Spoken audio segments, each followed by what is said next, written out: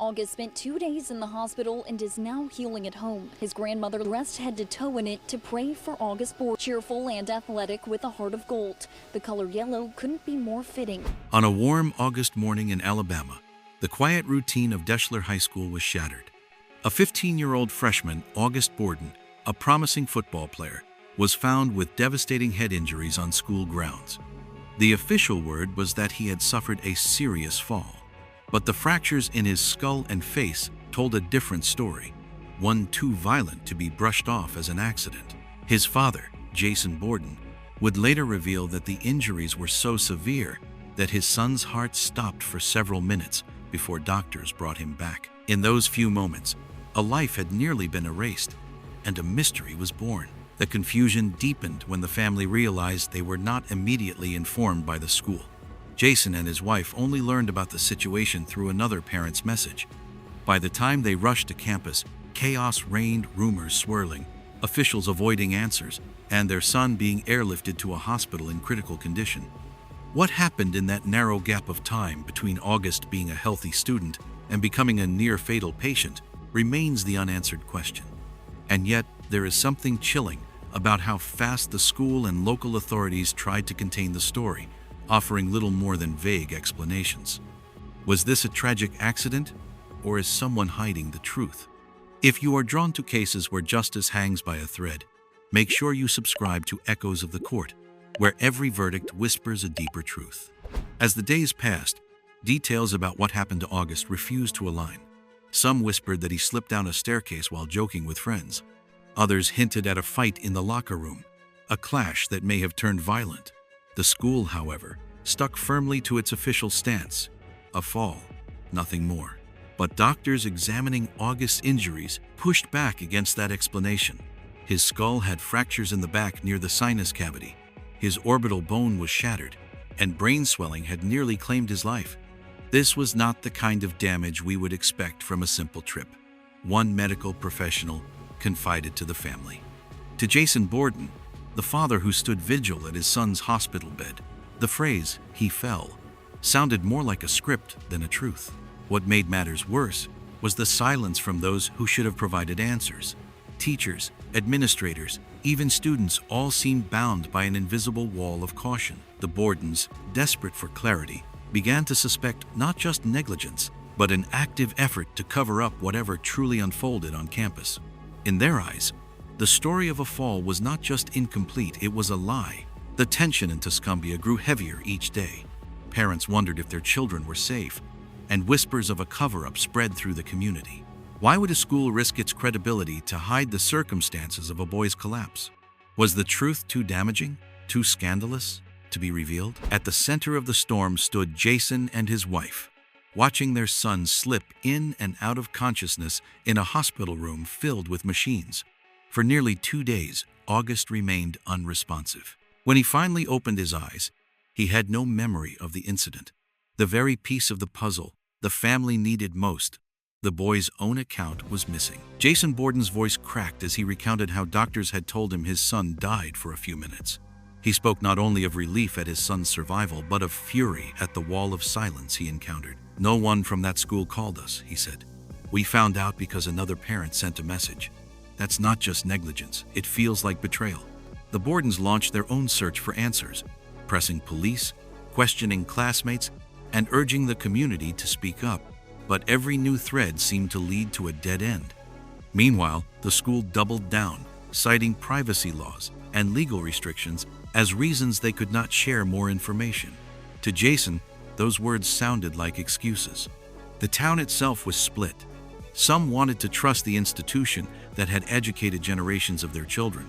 Others saw the handling of the case as proof that protecting the school's reputation came before protecting the truth. For the Bordens, there was no question left.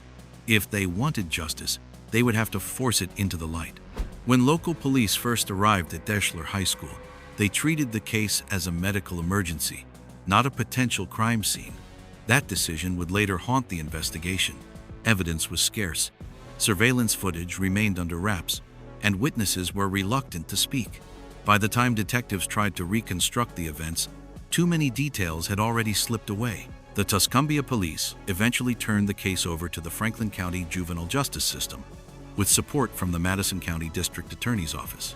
Officials assured the public they were committed to finding the truth. But weeks later, the official narrative still wavered. Was it a fall, a fight, or something else entirely?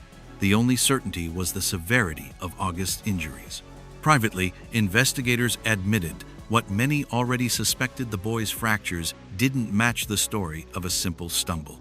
Yet no one was willing to state it publicly. Without hard evidence, without witnesses ready to testify, the truth remained just out of reach. Meanwhile, the community's unease deepened.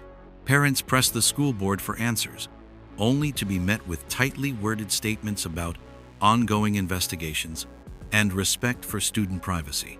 Rumors spread faster than facts. Was August attacked by teammates? Was this hazing gone wrong? Or was the explanation even darker? The case had reached a dangerous stalemate. Each passing day without clarity chipped away at public trust, leaving one family to wonder if justice would ever arrive. In the absence of hard facts, stories began to take on lives of their own. Around Tuscumbia, whispers echoed in diners, locker rooms, and church pews. Some said August had been pushed down a stairwell after a heated exchange. Others believed he had been ambushed in the locker room by older players, an act of hazing that crossed into brutality. A few even suggested school officials knew exactly what happened but chose silence over scandal. The Bordens, desperate for truth, listened to every rumor. Each one cut deeper, because every version pointed to something darker than an accident. Jason spoke openly.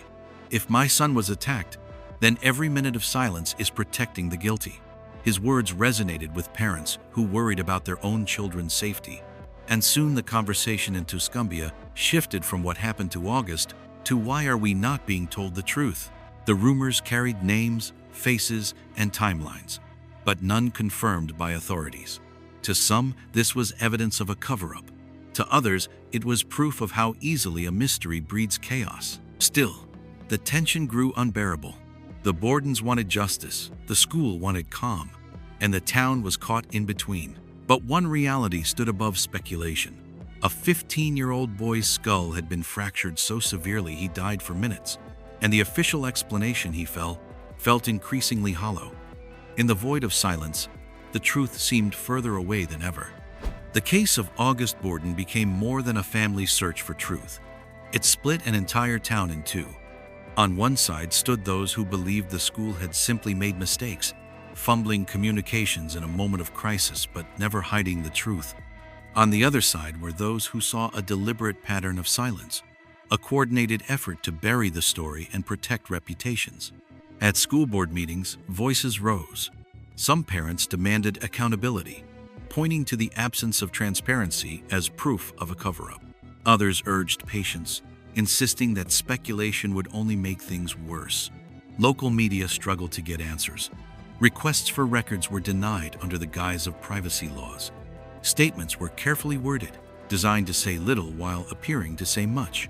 Meanwhile, Jason Borden kept speaking out, his words raw and unpolished. "My son nearly lost his life," he told a local reporter.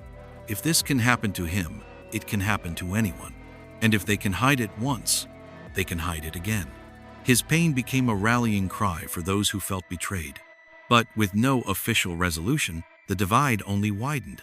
For some, August's case symbolized the failure of institutions meant to protect children. For others, it was a tragic accident twisted by rumor. Either way, trust once broken would be hard to repair. As summer turned to fall, the mystery of what happened to August remained unsolved. The boy himself continued to recover, slowly regaining strength, but his memory of that day was still a void. The most crucial witness could not testify, leaving the investigation trapped in limbo. For Jason and his wife, every unanswered question was a wound. They wanted more than medical recovery. They wanted the truth. Who was there when their son collapsed? Who knew more than they were saying? And why did the school, the place entrusted with their child's safety, choose silence over clarity? The wider community, once eager for resolution, began to settle into uneasy acceptance. Some believed the answers might never come. Others still hoped for a breakthrough, a witness who would step forward, a document that would surface, or an investigator willing to connect the dots. At the heart of it all was a 15-year-old whose life had already been marked by trauma and resilience. August Borden's story became not just about one boy, but about the fragility of trust, the weight of silence, and the price a community pays when truth is obscured. And so, the final question remains. Will this case end as an unsolved mystery? Or will someone, somewhere, find the courage to reveal what really happened that morning on school grounds?